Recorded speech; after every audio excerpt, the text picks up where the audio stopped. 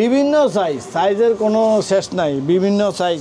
ছোট সাইজগুলো বেশি চলে। ফ্রিজার বক্সও আছে, তারপরে ওষুধ ফ্যাক্টরির ছোট ছোট কার্টনগুলা বানাই, জুতার বক্স। এটা এক একজন এক একটা পদ নিচে আর কি। আমরা নিচে কার্টনের, আরেকজনের নিচে গ্রেবোর্ডের উপরে। পুরানের থেকে মাল ভালো, কোয়ালিটি ভালো, দামে একটু কম। এটা বক্সে পিন মারে, জিআই তার বলে এটাকে। এটা নিকেল করা হয়। আর এটা হইলো আমাদের এখানেরই নিচে পাওয়া যায়, হার্ডওয়্যারের দোকানে পাওয়া যায় তার।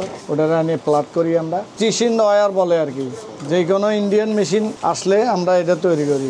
এটা না দিলে সিলাই হবে না, এটা দিয়ে সিলাই। এই যে দুইটা ভাড়ে একটা কার্টন, এই যে একটা কার্টন হয়ে গেল। এটা সিলাই না দিলে হবে না।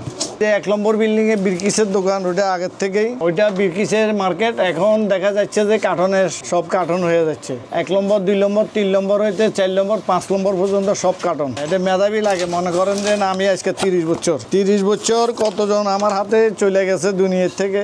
আমরা কয়েকজন বন্ধু বান্ধব আছি, মানে 40-এর উপরে আমি এই মার্কেটে। তো এইখান থেকে অনেক বড় লোক আছে এই কার্টনে ব্যবসা করে। এখন গুলশান বনানীতে থাকে, বড় বড় ফ্যাক্টরি দিয়ে বসে নতুনের। এই ব্যবসাটা অল্প পুঁজি, মানে 2-3 লাখ টাকা হইলেই। দুইটা মেশিন হলো 2.5 লাখ 2 লাখ। আপনার দেখা যায় যে এই যে অস্ট্রিচগুলো নেয়, এগুলো 15 টাকা কেজি রাস্তায় ফেলা দিচ্ছি। এটা দিয়ে আবার কাগজ তৈরি হয়। তো বিশেষ করে ঢাকা সিটির মধ্যে নয়াবাজারই সবচেয়ে বড়। তো প্রত্যেকটা দোকানে 2 জন 3 জন 4 জন 5 জন করে লোক আছে। ডিএডি মার্কেটে 6 বিল্ডিং এ 1000-এর উপরে দোকানদার আছে। এই দোকানদারের ভিতরে কিছু অন্যান্য দোকানদার আছে, কাটানোর দোকান বেশি আর কি। কেউ গোডাউন দিয়ে রাখছে। এই যে গোডাউন, সামনে গোডাউন আছে, 2-3টা গোডাউন নিয়ে রাখছে। সামনে বিল্ডিং এ ধরেন বড় দোকান, বিভিন্ন পদের মাল আছে। 5 ফেলাই 3 ফেলাই, যে যেটা চাইছে আর কি ওটা দিচ্ছি। এই যে ওষুধের কার্টন, এগুলো হলো ওষুধের কার্টন। বড় ওষুধ ফ্যাক্টরির কার্টন তৈরি করছি আর কি। কোরিয়ান মালটা বেশি, ইন্ডিয়ান মেশিন কম। ইন্ডিয়ান মাল কম চলে, চায়নার থেকে আসে, কোরিয়ার থেকে আসে।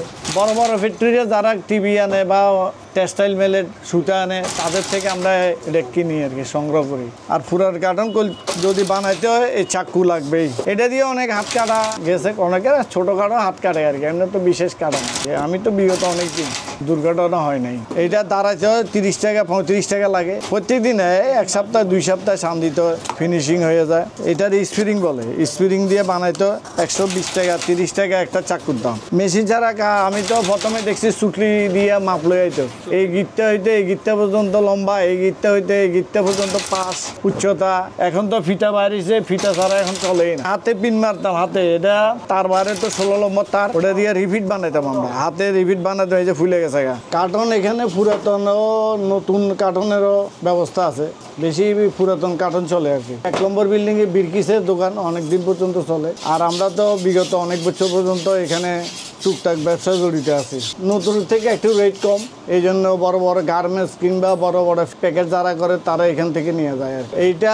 আমি তো আজকে প্রায় 30 বছর চাকরি করছি, 26 বছর। আমরা তো তৈরি করি, এটা বিভিন্ন জায়গা থেকে আসে। বড় বড় ফ্যাক্টরি থেকে আসে, প্যাকেজিং থেকে আসে, গার্মেন্টস থেকে আসে, টেক্সটাইল মিল থেকে আসে, অনেক জায়গা থেকে আসে। আমরা এটারে সাইজ করি আর বড়রে ছোট করি, ছোটরে বড় করি। এটাই আমাদের কাজ। জোড়া সব রকম চলে, জোড়া দিয়া বিভিন্ন পদের মাল বানাই আর কি। আপনার সাইজ অনুসারে মাল তৈরি হয়। আমাদের কাস্টমার গার্মেন্টস থেকে আসে, এগুলো প্যাকেট ছাড়া তো এখন চলে না। সব কিছু এখন প্যাকেট লাগে।